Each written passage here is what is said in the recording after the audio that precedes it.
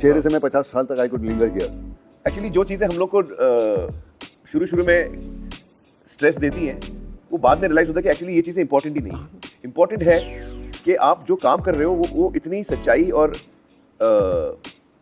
दिल से करो कि आप भी उसमें खो जाओ और सामने वाला देखने वाला भी उसमें खो जाए, फिर एवरीथिंग एल्स इज अनइम्पोर्टेंट। मेरे हिसाब से एक्टर कभी सुखी नहीं हो सकता, क्योंकि आज तू एक रोल कर रहा है, उसके सुख दुख तुझे अपनाने पड़ते हैं। करेक्ट। वो निकल गया, दूसरे उसके अपनाने Correct. पड़ते हैं। तो हमारी जिंदगी जीने का मौका ही नहीं मिलता यार।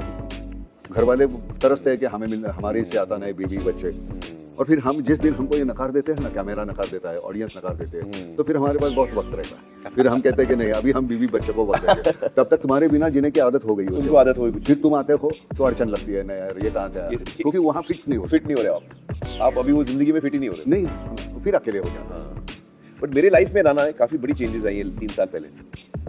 मैं कोविड का टाइम था, हाँ, और मैं घर पे बैठा था अकेले, सोचने का मौका मिला। लाइफ में कभी काम रुका नहीं था मेरा। मैं वैसे तो फिल्में कम करता हूँ, तो सब लोग को लगता होगा कि ये काम कम करता है, लेकिन मेरा 24/7 में काम करते रहता, और मेरे लिए वो काम नहीं है, वो खेल और काम का कॉम्बो है। हाँ, तो मेरा घर और ऑफिस एक ही है, मतलब मेरा कुछ फ़र्क ही नहीं है। तो इतने साल निकल गए और कभी रुक के सोचने का मौका नहीं मिला मुझे, बट कोविड ने वो मुझे मौका दिया। तो मैं एक्चुअली बैठ के मैंने सोचा कि मेरी लाइफ जो गई है आज तक, वो क्या गई है, कैसे गई है।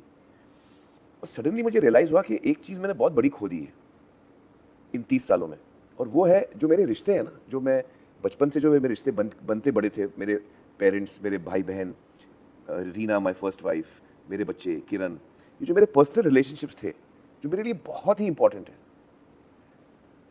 उनके साथ मैं ठीक से जुड़ नहीं पाया। और उसकी वजह ये थी कि क्योंकि मैं फिल्मों की दुनिया में इतना खोया हुआ था, और अपने काम में इतना नशे में था कि मैंने उनको वक्त नहीं दिया, मेरा ध्यान नहीं गया। ऐसे नहीं कि मेरा मन नहीं होता था, ऐसे नहीं कि मेरे मन में ये नहीं होता था यार मुझे अम्मी के साथ बैठना है, लेकिन वो सारी फीलिंग्स आती थी, लेकिन मैं करता वही था जहाँ जो चीज़ मुझे खींचती थी।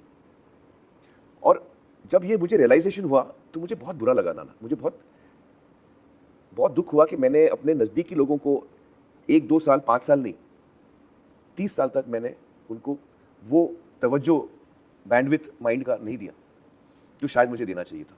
मेरे बच्चे बड़े हो गए यार, वक्त बीता हुआ वक्त वापस नहीं आता। तो सडनली मुझे लगा नाना कि यार मेरे से बहुत बड़ी गलती हो गई।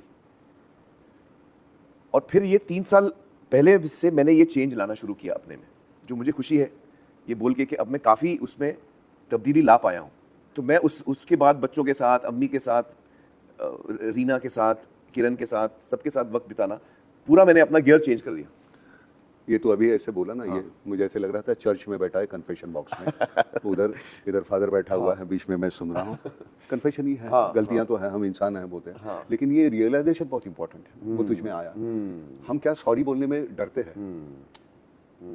हिचकिचाहट होती है हमें, सॉरी कैसे बोले, हम इतने बड़े हैं यार, सॉरी कैसे बोले। तो वो सॉरी जो तेरे मन में जो आया, वो तूने बोल दिया ना, वो जिंदगी बहुत आसान बना देती है। तुझे अभी मालूम है, जब भी तू बोल रहा था, मैंने कहा तू कन्फेशन कर रहा है, हाँ, मैं बीच में कुछ बोलना ही नहीं चाहता था। मैं सिर्फ तुझे देख रहा था कि तुझे अपने आप को टटोलने का जो एक वक्त मिला कोरोना के वक्त,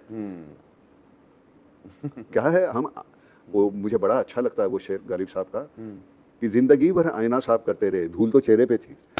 अरे बाप रे, क्या बात है। हाँ, हम आईना साफ कर रहे हैं, अरे यार हजाम चेहरा है, उस वहाँ धूल है, वाह वो वाह, खत्म कर। क्या बात है।